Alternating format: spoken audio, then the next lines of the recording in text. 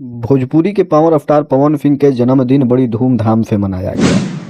पवन सिंह के जन्मदिन में तमाम लोग पहुंचे थे। मनोज तिवारी, अंजना सिंह, गुंजन सिंह, रितेश पांडे, तमाम पूरा भोजपुरी इंडस्ट्री पहुंचा था। लेकिन एक शख्स नहीं दिखाई दे रहे थे, जो खेसारी लाल यादव। पवन सिंह के आंखें भी खेसारी लाल यादव के ही इंतजार कर रही थी। लेकिन खेसारी लाल यादव नहीं पहुंचे तो नहीं पहुंचे।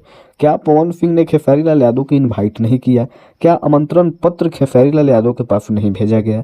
या खेसारी लाल यादव किसी काम में व्यस्त थे कि खेसारी लाल यादव नहीं गए? हालांकि खेसारी लाल यादव ने पवन सिंह को फेसबुक, यूट्यूब, ट्विटर पर बर्थडे विश किया था। उन्होंने कैप्शन भी बहुत लाजवाब तरीका के लिखा था।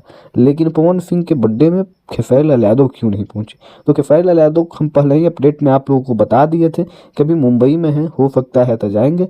लेकिन मुंबई से नहीं जा पाए क्योंकि मौसम बहुत ही ख़राब था और मुंबई से लखनऊ जाने के लिए तो फ्लाइट के भाई ज़रूरी है और फ्लाइट बहुत ही रद्द चल रही थी। इसलिए खेसारी लाल यादव पवन सिंह के बर्थडे में नहीं जा पाए।